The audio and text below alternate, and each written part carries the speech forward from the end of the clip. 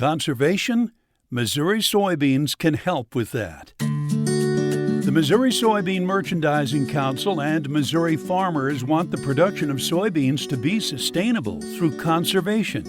In this edition of the Missouri Soybean Spotlight podcast, we'll hear about ways Missouri soybean staff can assist farmers with conservation farming.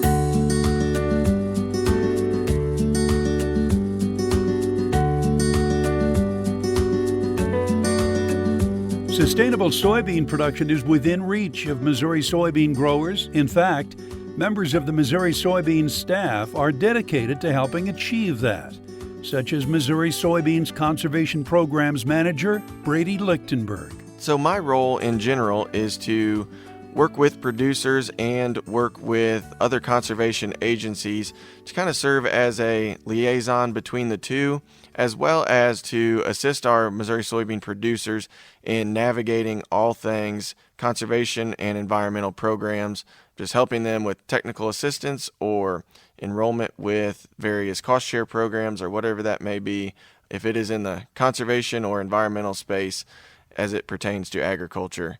That's kind of where my role lands. One valuable resource provided by Missouri Soybeans is assistance with the adoption of conservation-related practices. For example, we could help you navigate various cost share programs, help you pick out which programs may be the best for you on your operation, chat with you about those things. We can help you get in touch with local technical assistance providers in your area that could walk your farm with you and also help you get enrolled in governmental cost share programs if that's what you would be interested in. We also have our Farm for Soy Innovation here just outside of Columbia, where we invite those of all kinds to come and visit and see firsthand what various examples of conservation practices on a farm could look like. To expand on that, conservation farming is accomplished through many varying methods.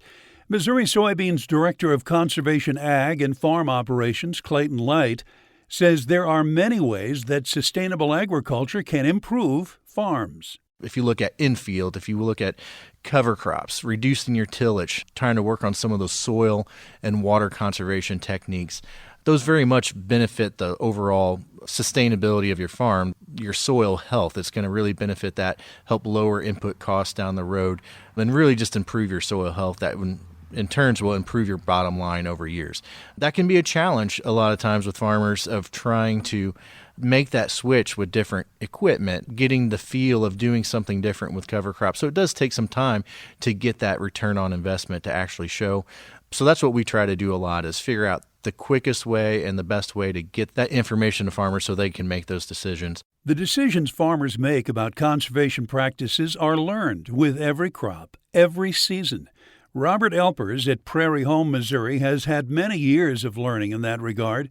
With advice from Missouri Soybeans and with help from the USDA, Elpers has been able to incorporate practices that preserve soil and water.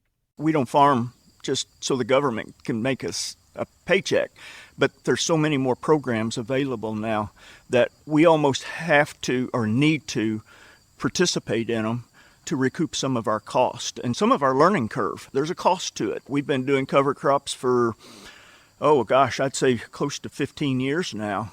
And we're still learning and tweaking it. And those first couple years, there were some train wrecks along the way. And we learned and educated ourselves because there wasn't a lot of people doing it back then. And we know now a lot more than we did then. As the population continues to swell, more will be expected from every acre, and it will be increasingly important to preserve soil productivity. Clayton Light is confident that growers are up to the task of not only feeding the world, but conserving the natural resources that will make that possible. Farmers are the first conservationists. They're really out there managing their farm to do the best they can for the land, to be profitable, and also keep their farm sustainable to pass down generation to generation. They want conservation on their farms. They want to make sure it's happening. So moving forward, it's only going to get more and more crucial as we try to feed a world that keeps growing, try to keep increasing yields on the same amount of acres. Conservation is going to become more and more important. With his experience, Robert Alpers can offer advice to his fellow producers who are considering the adoption of conservation practices. Start slow. Just do a few acres, because if you have one of those train wrecks, you don't want them on 500 acres. You like to have it on 5 or 10 acres. And take a shovel with you. Dig into your soil. Look at it.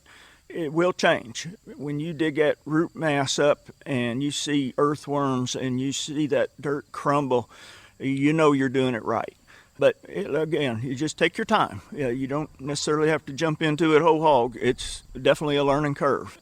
I think that's really important, is just take your time. It's out there, and luckily we've got the technology now to back a lot of that up, and we got the yield monitors and stuff to see where we're getting yield and where we're not.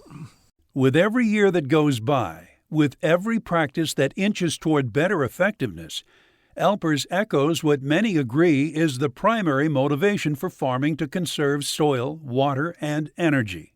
I think it's looking at the future. It's got to be that long term, and that's what we're in this for, is the long term. On our next edition of Missouri Soybean Spotlight podcast, we'll talk about the organization showing appreciation to farmers. Find this and other editions of the Missouri Soybean Spotlight wherever you get your podcasts. We're also on the air with the weekly Spotlight on Soybeans, brought to you by Missouri soybean farmers and their checkoff. Thank you for listening. I'm Tom Stever.